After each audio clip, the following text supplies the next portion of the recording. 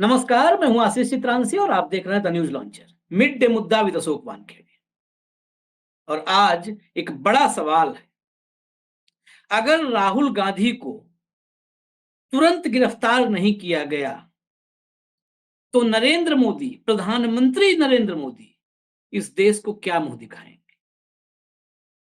क्योंकि आप लगातार सुन रहे होंगे अमित शाह, शिवराज सिंह चौहान, प्रवक्तागण, राज्य इकाइयों के नेतागण सब के सब लगातार बता रहे हैं कि राहुल गांधी देशद्रोही है। देशद्रोही राहुल गांधी संसद में मोदी के सामने एलओपी होकर के आखिर कैसे बैठ सकते हैं?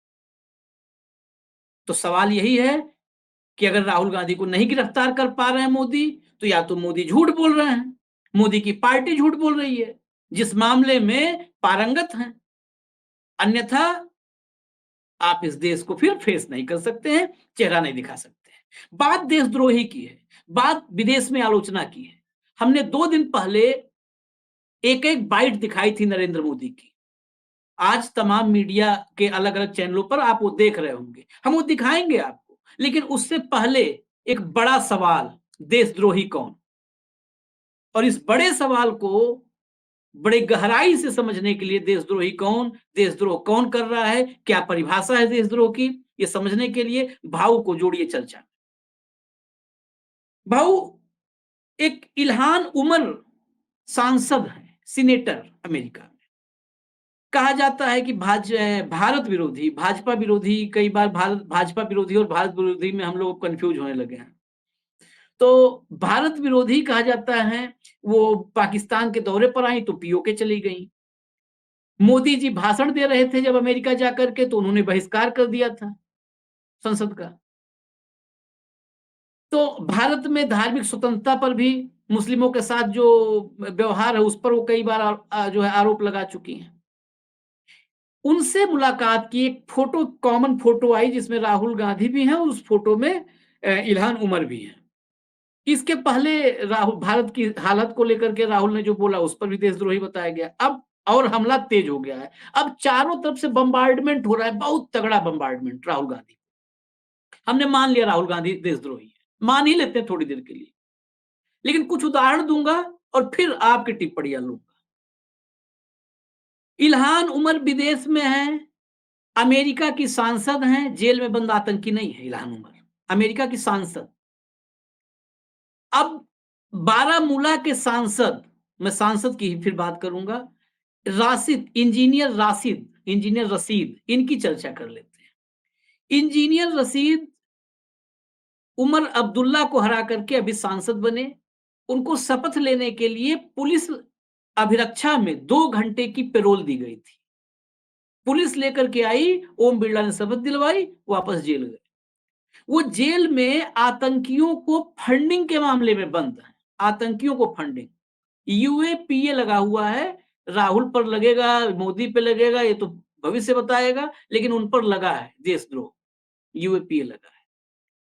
उनको चुनाव प्रचार में, जम्मू कश्मीर के 3 चरण के चुनाव प्रचार के लिए एनआईए की, पटियाला हाउस में एनआईए की स्पेशल कोर्ट ने उनको जमानत दे दी है 2 अक्टूबर तक के लिए। 2 अक्टूबर तक के लिए इंजीनियर रशीद को जमानत मिली है। अरविंद केजरीवाल गुजरात में प्रचार नहीं कर पाए थे, निर्वाचित जो है मुख्यमंत्री।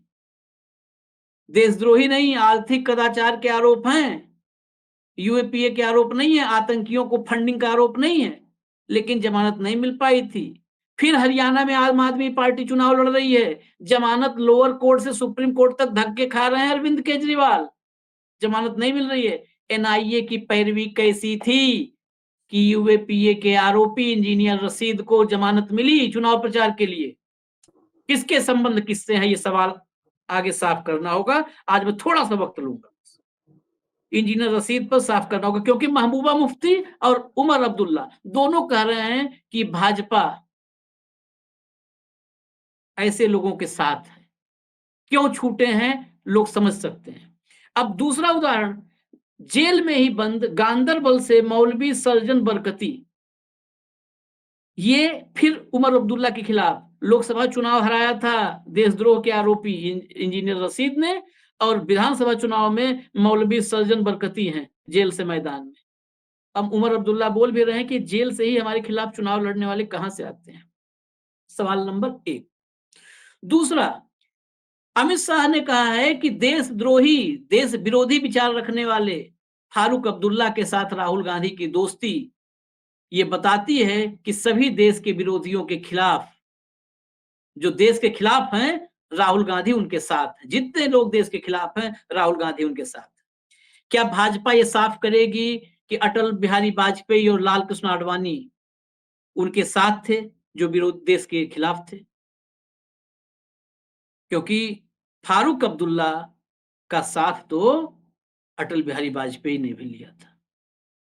तो अटल बिहारी वाजपेयी का हाथ देशद्रोहियों के साथ था। अमित शाह को यह बात आज साफ करनी होगी। Point number 2। Point number 3, Ilhan Omar senator सांसद अमेरिकी राहुल से मुलाकात की तो देशद्रोहियों के साथ राहुल का हाथ, और राहुल देशद्रोही।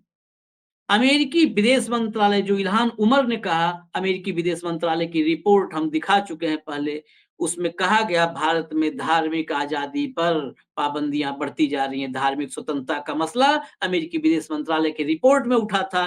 क्या अमेरिका के साथ भारत अपने संबंधों को तोड़ चुका है, विच्छेद कर दिया है? अगर नहीं, तो फिर भारत के खिलाफ जिस देश के विदेश मंत्रालय ने रिपोर्ट पेश किया, उसके साथ संबंध रखने वाले क्या है? Point number 3। पॉइंट नंबर 4, इस दुनिया में भारत का सबसे बड़ा शत्रु कौन है? सरकार की नजर में भी और भारतीयों की नजर में भी, खासकर सनातनियों की नजर में, अंधभक्तों की नजर में, पाकिस्तान। पाकिस्तान के प्रधानमंत्री नवाज शरीफ के साथ अनशेड्यूल्ड बिरयानी का कार्यक्रम किसका था? कौन बिरयानी खाने गया? क्या इल्हान उमर से हल्के फुल्के हैं नवाज शरीफ, देश विरोधी, भारत विरोधी? कौन बिरयानी खाने गया? देशद्रोही कौन? अगर ये पैमाना है तो देशद्रोही कौन? ये चार्जशीट बन रही है भाऊ। अब चार्जशीट पर अभी आपसे जिरा होगी। इसी आज ये न्यूज लॉन्चर की हम लोग एक छोटी सी अदालत मान लीजिए इसको लगी है। Point number 4। पॉइंट नंबर 5 परिस्थितिजन्य साक्ष्यों के मुताबिक इसको कनेक्ट कर रहे हैं। गुलाम नबी आजाद के लिए संसद में कौन भावुक हो गया था? किसके आंखें नम हो गई थी? गुजरात से आने वाले अविनाशी नरेंद्र मोदी की। कांग्रेस कौन छोड़ करके अलग पार्टी बनाया? वही गुलाम नबी आजाद। आज इंजीनियर रशीद की रिहाई के आदेश का स्वागत, जमानत का स्वागत जम्मू कश्मीर में अगर कोई कर रहा है तो गुलाम नबी आजाद। तो इतने सारे तार मेरे पास थे, तार खत्म, अब जोड़ दिया। अब बताइए देशद्रोही कौन? क्यों ना राहुल गांधी गिरफ्तार हो जाएं और गिरफ्तार करके ये पता चल जाए इस देश में कितने देशद्रोही हैं, क्योंकि फिर उस पर जिरा हो जाएगी ऐसे ही भाव। देखिए आशीष, ये राहुल गांधी का विरोध करने के विरोध में है और कुछ नहीं, बस राहुल गांधी का विरोध करना है। राहुल गांधी को जो रिस्पांस मिल रहा है अमेरिका में, उससे ये इनकी नींद हट गई है। देखिए अब क्या होता है आशीष, संघ से परेशान, जनता से परेशान, अपने पार्टी से परेशान, ब्यूरोक्रेसी से परेशान, वोट भी बीच बीच में जूते मारता है, सब दूर से परेशान आदमी क्या करेगा? कोई तो चिल्लाने के लिए चाहिए। और राहुल रात दिन, मैंने बोला ना, बैक ऑफ द माइंड, दिमाग पे बिल्कुल राहुल छाया हुआ रहता है। ऐसे में अब सवाल ये है, मैंने आपको कहा ना कि राहुल चाइना एम्बेसी गए थे, इन्होंने गदर मचा दिया था। अब मोदी जी चीनी लोगों को झूला झुलाते हैं तो वो विश्वगुरु बन जाते हैं। ये निर्लज्जता का अमृत काल है, जैसा आप कहते हो। शर्म है कि इनको आती नहीं। आपने सही कहा, यदि फारूक अब्दुल्ला को आप देशद्रोही कहते हैं, आतंकियों से जोड़ते हैं, तो फिर पीडीपी के साथ सरकार बनाने में आपको शर्म नहीं है? हम्म, जब सत्ता का मक्खन खाना हो, तो आपको पीडीपी भी चल गई। उस पीडीपी को आतंकी समर्थक पार्टी किसने कहा था?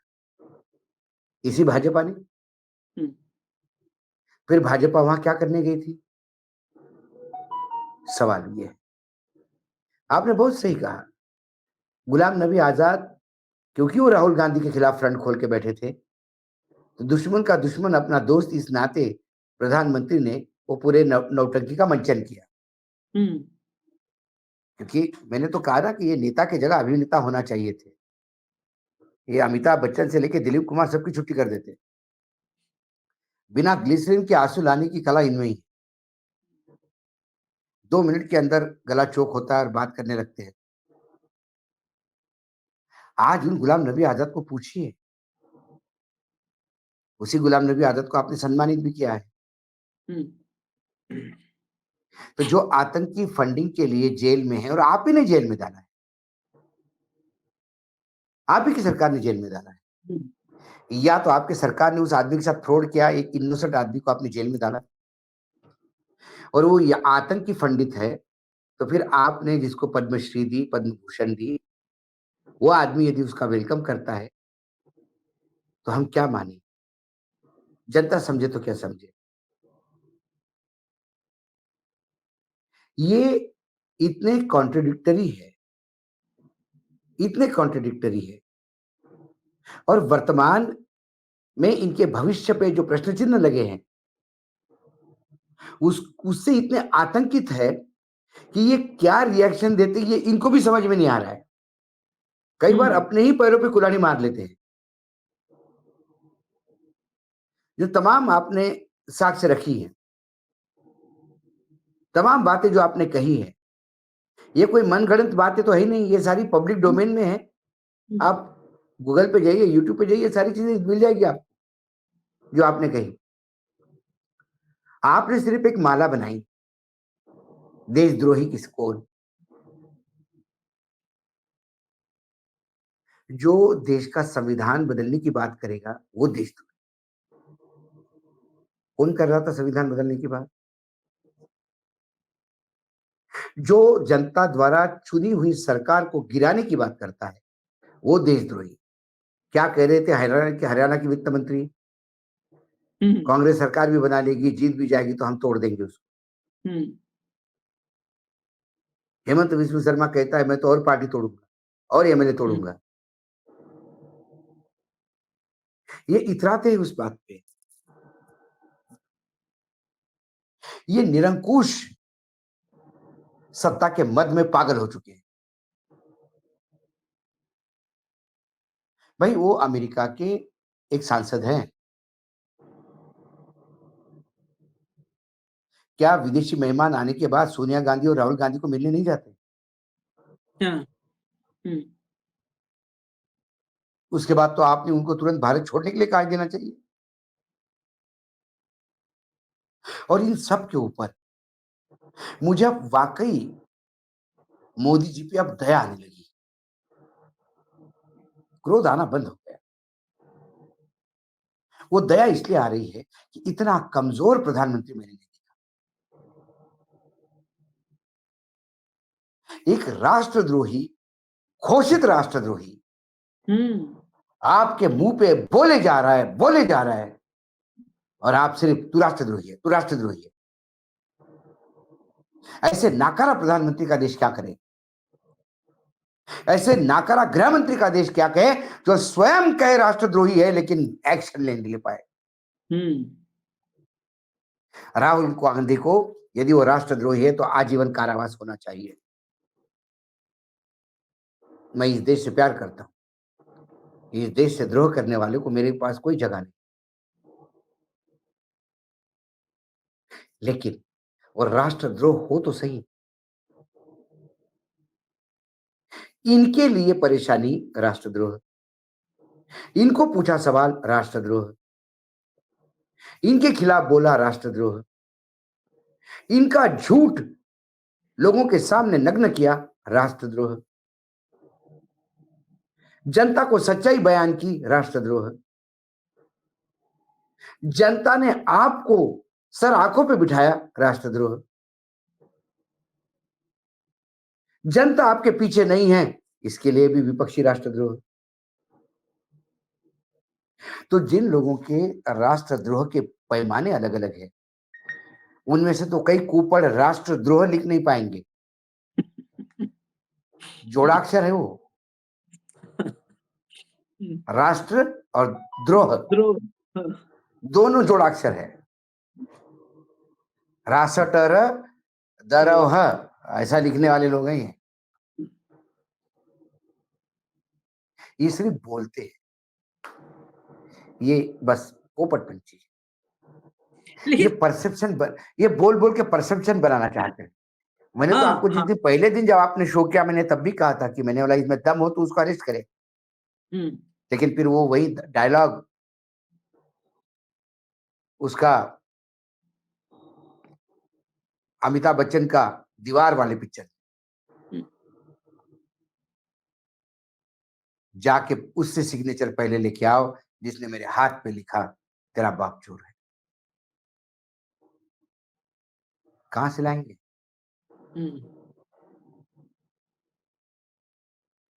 आप राहुल गांधी को राष्ट्रद्रोही कहते हो, प्रधानमंत्री नरेंद्र मोदी ने क्या क्या बोला है बाहर।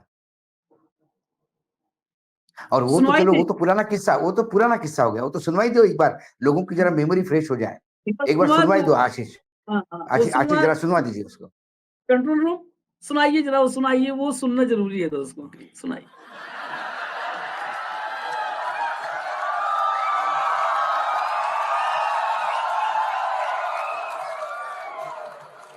जो 85 पैसा घिस लेता था सरकार, यार पता नहीं पिछले जन्म में क्या पाप किया था, हिंदुस्तान में पैदा हुए। ये कोई देश है, ये कोई सरकार है, ये कोई लोग है? चलो छोड़ो, चले जाए कहीं और। छोड़ो यार, डूब गए, कुछ होगा नहीं। अरे भगवान बचाए भाई, पता नहीं पिछले जन्म में क्या पाप किए हम हिंदुस्तान में पैदा हुए। हमारे यहां पहले जो सरकारें थी वो इस बात का गर्व करती थी कि हमने ये कानून बनाया, हमने वो कानून बनाया, हमने ढीकना कानून बनाया, हमने फलाना कानून बनाया। आपने पूरे चुनाव के कैंपेन में देखा होगा यही बात चलती थी, हमने ये कानून बनाया, हमने वो कानून। जिनको गंदगी करनी थी वो गंदगी करके चले गए, लेकिन हम सफाई करके जाएंगे। सरकार की अपनी अनिर्णायकता के कारण, लेथार्जी के कारण, इनडिसिसिव के कारण, गलत परसेप्शन के कारण जो चीजें रुकी है उसको मैं सबसे पहले सुलझाने की दिशा में प्रयास करूंगा। बिल्कुल ठीक कहा कि हम सफाई करके जाएंगे। 10 साल से हाथ की सफाई चल रही है, अमन की सफाई, चैन की मैंने सफाई, वही प्रेम की कहा, सफाई, मोहब्बत जो की सफाई, सब आदमी कहा। जो आदमी अपने पूर्वजों पे किए पे हंसवाता हो लोग। हम्म, हम्म, मुझे एक बात याद आई आशीष, जब 2014 में नरेंद्र मोदी जी सरकार बना के सरकार में आए और विश्वास का मत लिया उन्होंने, तब कभी भाषण हुए, तब वही चुनाव वाले भाषण चल रहे थे हम्म, जो चुनाव में थे। ऐसे में सुषमा स्वराज उठ के बोली, और सुषमा स्वराज ने जो कहा वो इन सभी के मुंह पे तमाचा था। हम्म, सुषमा जी ने कहा कि उन्होंने गलत किया इसलिए लोगों ने हमको चुना है। हम्म, अब ये समय उनकी गलतियां गिनवाने का नहीं, लोगों ने आप पे विश्वास डाला है तो कुछ करने का अवसर। तो बंद कीजिए ये बोलना इन्होंने अब तक क्या किया। हम्म। उन्होंने गलत किया, जनता को लगा इसलिए आपको सत्ता में भेजा, नहीं तो आप सत्ता में क्यों आते? कब तक वही बातें दोहराते रहोगे? ये सुषमा जी का भाषण था और पिन ड्रॉप साइलेंस। अभी कोई सुषमा जी नहीं है सदन में, जितने भी है कव्वाल बैठे हैं, दो गाते हैं बाकी ताली बजाते हैं, कुछ लोग पीछे पीछे से आवाज कव्वालियों में होता ना, एक कर्कश आवाज वाला भी पीछे होता है, बड़े ऊंची आवाज में तान मारता है, वो गिरिराज सिंह जैसे लोग हैं पीछे से, जो आवाज ऊंची करके बिल्कुल कान फाड़ती हुई आवाज में बोलते हैं। ये शामिल बाजा है सब बैंड में, इनसे क्या अपेक्षा की जाए। लेकिन इन शामिल बाजा में शिवराज जैसा आदमी भी आता है तो फिर शिवराज जी पे दया आती है। यही मेरा सवाल था अगला, यही सवाल ही था अगला मेरा। पूरी जैसे आदमी आते हैं, हाँ।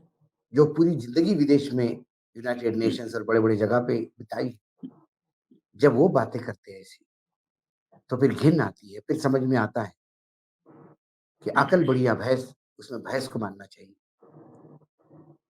क्योंकि यदि गोबर के ऊपर मक्खन लीप के कोई दे दे तो ये गोबर भी खा ले मक्खन के नाम पे।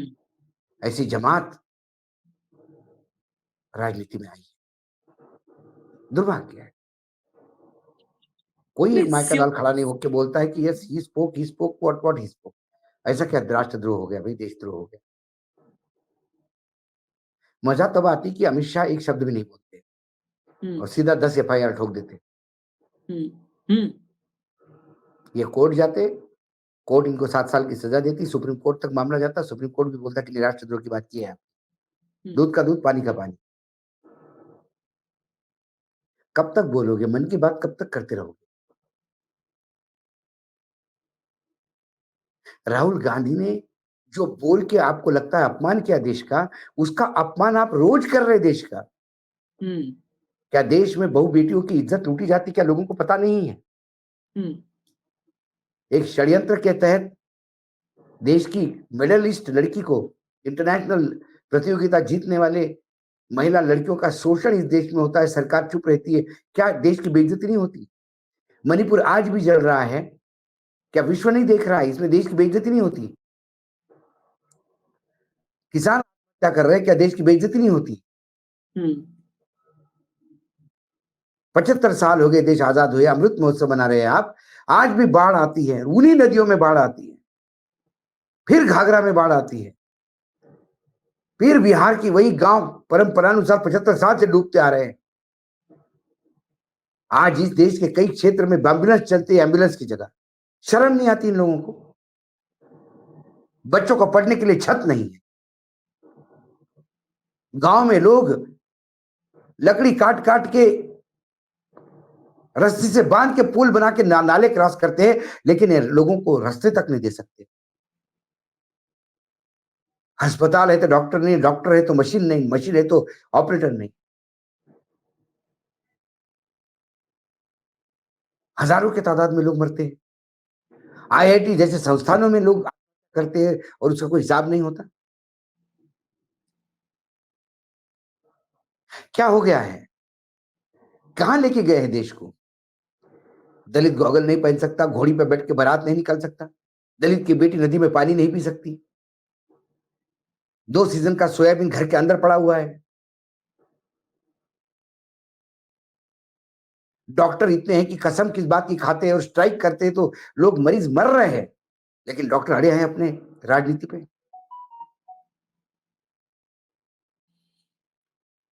आज एक डॉक्टर की हत्या हुई, बिल्कुल घिनौनी बात है वो, हम सैकड़ों बार निषेध कर चुके हैं। लेकिन गर्भ चेक करना इस देश में गुनाह है। क्या हर साल सैकड़ों डॉक्टर पकड़े नहीं जाते। क्या डॉक्टर की लापरवाही से लोग नहीं मरते। बाएं आंख का ऑपरेशन के बजाय दाएं आंख का ऑपरेशन कर लेते हैं, पेट में कैंची छोड़ देते हैं। क्या सुपर स्पेशलिटी हॉस्पिटल बूचड़ खाना नहीं हुए हैं। जिस दिन जनता डॉक्टरों के खिलाफ उतर जाएगी तब डॉक्टरों को धरती छोड़ के भागना होगा। कहां भागेंगे।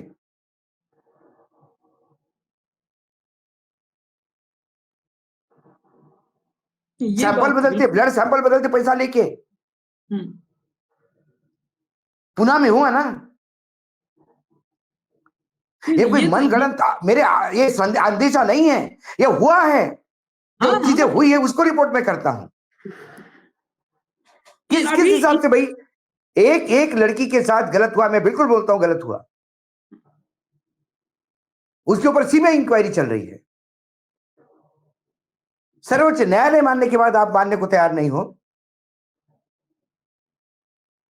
तो डॉक्टर की तादाद इतनी बड़ी नहीं है जितनी जनता की तादाद है।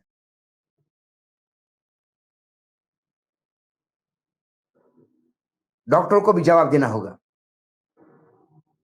मतलब कल किसी डॉक्टर के लापरवाही से किसी की यदि मृत्यु हो जाए तो फिर सारे शहर के डॉक्टरों को पीटना चाहिए लोगों ने। क्या ये सही होगा? यकीनन गलत होगा।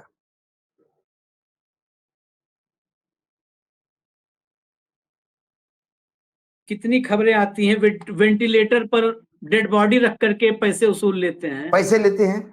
डेड बॉडी पड़ी है 2-2 दिन, मौत के बाद वेंटिलेटर पर रख करके कितनी स्टोरीज हम लोग चला चुके हैं, कितनी हकीकत आ चुकी है इस देश में। लेकिन यही बेशर्मी की बात हमने कही, जब जिस बेशर्मी पे थे, देशद्रोह से चले थे और यहाँ तक आया, क्योंकि सब जुड़ा हुआ है। शिवराज नहीं, सिंह ये चौहान पर जितने भी मेरा मेडिकल सवाल था। एसोसिएशन है उनका अपील है भाई। हम्म, आज मेडिकल एसोसिएशन अपने डॉक्टर के साथ है, हम्म, तब मेडिकल एसोसिएशन उन डॉक्टर पेशेंट के साथ क्यों नहीं खड़े होते? हम्म, कि यार इस देश में पेशेंट ग्रीवेंसेस एसोसिएशन बनाना चाहिए, डॉक्टरों से पीड़ित एसोसिएशन। नहीं, पीछे डॉक्टरों पीछे से पीड़ित राजनीति है। एसोसिएशन। मैं वही कह रहा हूं आपको, यदि डॉक्टर भी राजनीति के हाथ में खेलने लगे, उन डॉक्टरों का वहां क्यों नहीं आता भाई? बिहार के डॉक्टरों में क्यों परेशानी नहीं है? वहां पे तो एक नर्स के साथ बेइज्जती हुई ना, उत्तराखंड में हुई, उत्तराखंड में तो उत्तराखंड में जान हुई ही ना, गई, नर्स की जान चली गई। जान चली गई। वहां क्यों यहाँ नहीं पे डॉक्टर नहीं। आंदोलित हो रहे हैं? हाँ। ये तो राजनीति साफ है, राजनीति की। सुप्रीम कोर्ट की बात नहीं मान रहे हैं तो इनके पीछे संदीप घोष पर जो है आईएमए ने तुरंत एक्शन लिया, जांच उस दिशा में। लेकिन शिवराज सिंह चौहान की जब देशद्रोह की बात है, फाइनल इसी पर जो है समझेंगे। शिवराज सिंह चौहान की बात है, या जरूरी है मोदी शाह के साथ शिवराज की बात कर?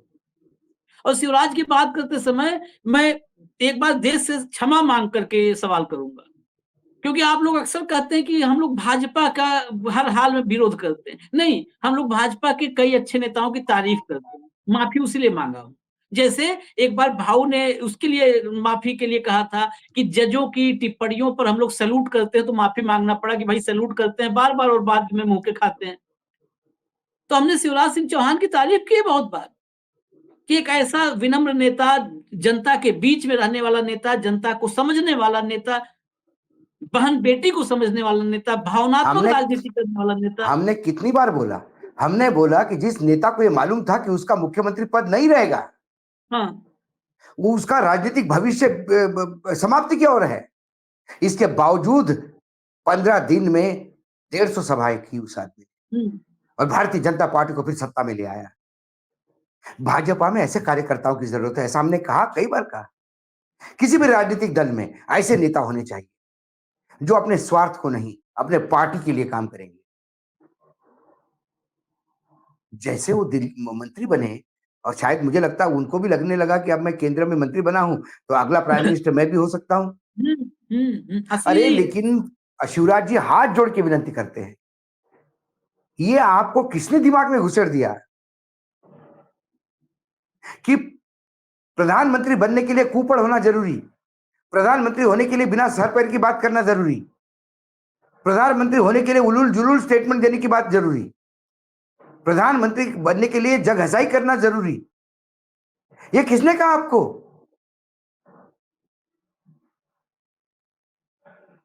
जो इतने साल राजनीति में कमाया, इन चंद दिनों में गंवा दिया इस इंसान ने, और दुख होता है मुझे।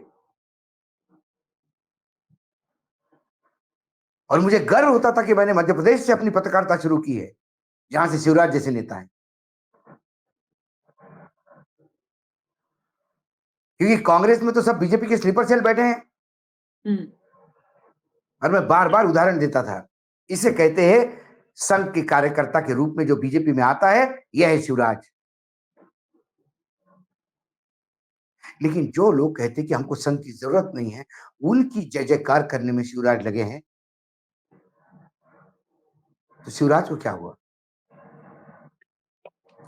मैं नागपुर में था कल, आशीष, जैसा आपको पता है, और आज कार्यक्रम भी इसलिए लेट हो गया कि मैं थोड़ा सा नागपुर से अभी पहुंचा। तो संघ के वरिष्ठ एक पदाधिकारी ने मुझे पूछा, शिवराज जी को क्या हुआ? ये तो ऐसे नहीं थे। मैंने बोला भाई साहब, मुझे क्या बताऊं, मुझे तो कुछ समझ में नहीं आ रहा है। इतना जरूर मुझे ऐसा लग रहा है कि शिवराज जी को भी अभी खरबूजे को देख के खरबूजा रंग बदल रहा है। एक बात ये हो सकती है, और दूसरी बात है कि उनको शायद लगता होगा कि कुपड़ होने से, बिना सर पैर की बात करने से, उलुल जुलुल बात करने से, मूर्खतापूर्ण बात करने से ही आदमी प्रधानमंत्री बनता है। तो उन्हें जोर से ठहाका लगा, कहा नहीं ऐसा तो नहीं होता। मैंने भाई साहब, ऐसा हुआ है ना अपने देश में, देश झेल ही रहा है ना। आप लोगों की कृपा से हुआ है। हाँ, मतलब अब भगवान, अब भागवत जी भले ही कहे कि अपने आप को भगवान नहीं कहना चाहिए, लोगों ने कहना चाहिए कि आप श्रेष्ठ हैं, अपने आप को श्रेष्ठ नहीं करना चाहिए। मतलब क्या फायदा? वो तो अविनाशी है, उन्हें तो अपने आप को आजन्मा घोषित कर दिया है। तो बेचारे ने, मतलब वरिष्ठ थे, बुजुर्ग थे, उन्हें हंस के टाल दिया। और फिर जैसे कि संघ के लोगों की आदत होती है, और बाकी कैसा चल रहा है घर में, बेटे का ग्रेजुएशन हो गया, मैं समझ गया कि इनको अब और कुछ सुनने की इच्छा नहीं। लेकिन चलते चलते ये कहेंगे कि देश को सुनने की बहुत जरूरत है। ये जो चल रहा है देशद्रोही, देश विरोधी, ये एक विशेष वर्ग को, एक जनसंख्या के एक बड़े हिस्से को डोज दिया जा रहा है।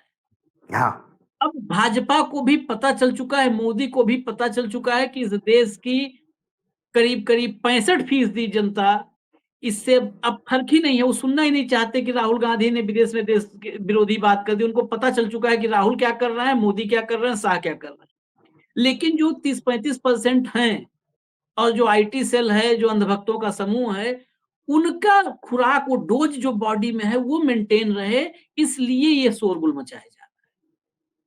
शिवराज जी जैसे नेताओं की जो बात है, तो इनको भी यकीन हो चुका है कि जब तक बादलों के पीछे विमान को नहीं छिपाएंगे, जब तक नाले के गैस से चाय नहीं बनाएंगे, तब तक प्रधानमंत्री नहीं बन पाएंगे। इनको यकीन हो चुका है, और इसीलिए देश में, दुनिया में पहली बार ग्रीष्मकालीन ओलंपिक, शीतकालीन ओलंपिक हुए थे, होते हैं हर, मतलब 4 साल पे, ग्रीष्मकालीन, शीतकालीन। पेरिस में अभी ओलंपिक हुए हैं, वो खत्म हो गए। भारत में पहली बार दुनिया में दिल्ली में बेशर्मी के ओलंपिक का आयोजन हुआ है, और इसमें जोर शोर से भाग ले रहे हैं। ये बेशर्मी का दिल्ली ओलंपिक है, पहली बार आयोजित हो रहा है, और ईश्वर से कामना है कि यही आखिरी आयोजन हो, इसके बाद ना हो, क्योंकि मानव जाति के लिए बेशर्मी का ओलंपिक ठीक नहीं है। मानवता के नहीं, लिए ठीक। उनको नहीं आती होगी, लेकिन हमको लज्जा आती है। उन्हें नहीं आती। निर्लज्ज बोलने का भी एक लिमिट है।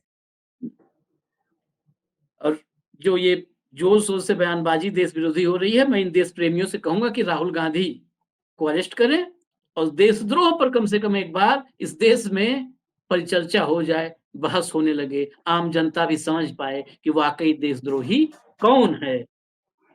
इजाजत दीजिए हमें, कल दोपहर फिर मिलेंगे मिड डे मुद्दा विद अशोक वानखेड़े में। नमस्कार।